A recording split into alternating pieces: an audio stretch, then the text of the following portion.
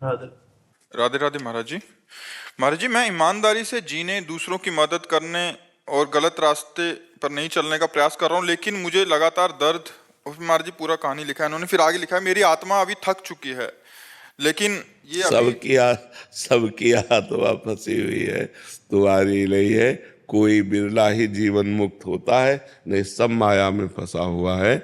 और ये जो हमें आज है कि हम बहुत अच्छे आचरण से चलते हैं और हम कोई अधर्म आचरण नहीं करते, फिर भी हमको दुख मिलता है, ये हमारे पूर्व कर्मों का फल है, भोगना पड़ता है। इसीलिए संभाल के कर्म करना चाहिए। कर्म बिना भोगाए नष्ट नहीं होता। या तो भगवत प्राप्ति हो जाए तो सब नष्ट हो जाए, नहीं तो फिर अवश्य में बड़े बड़े संतों को भोगना पड़ता है। जो बिल्कुल पाप नहीं करते हैं, बहुत सही ढंग से चलते हैं, उनको भी भोगना पड़ता है। किसका प्रश्न है?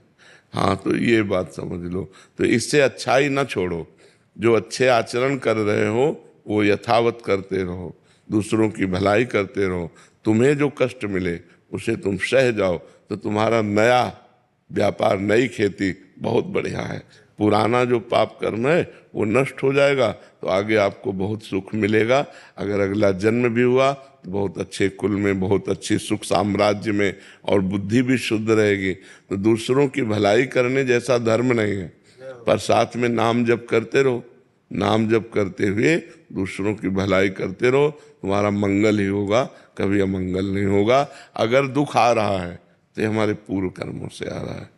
बड़े बड़े संतों को कष्ट भोगना पड़ा है, किसी के कैंसर, किसी के ये, तो पूर्व जन्मों का पाप जो है वो भोगना पड़ा है।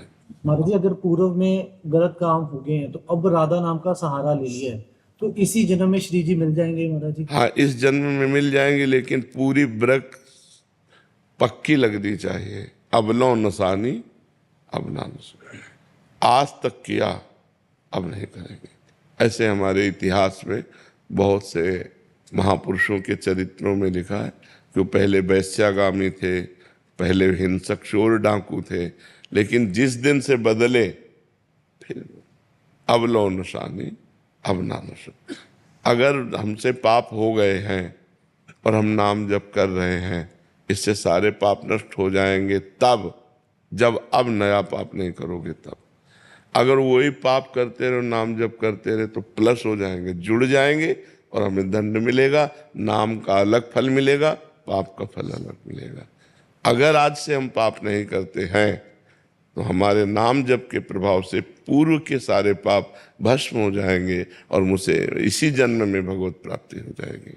खूब डट के नाम जप करें, पर डरे, पाप कर्म से डरे। पाप एक अंधियारा है, एक दुख है, एक विपत्ति है, एक महान विघ्न है जो हम कर देते हैं, वो सुरक्षित जमा रहता है, फिर हमको दंड देता है। और जब दंड देता है तब हम अच्छे कर्म कर रहे होंगे, तो फिर हमें संशय होता है कि क्या अच्छे कर्म का फल दंड होता है क्या?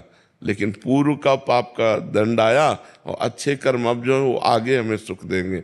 जैसे गेहूं की फसल बो तो तुरंत थोड़ी काट लोगे कि एक मन गेहूं खेत में बिखेर दिया तो हम दूसरे दिन काट ले, नहीं, 6 महीना, 4 महीना, 5 महीना, 6 महीना में जब फसल आती तब उसी में वो 40 मन एकत्रित कर लेता है। ऐसे आज जो हम सत्कर्म कर रहे हैं वो आज हमको काटने को नहीं मिलेगा, आज हमको काटने को मिलेगी कल की फसल। आज की फसल आगे आएगी। ऐसा धैर्य पूर्वक सत्कर्म करते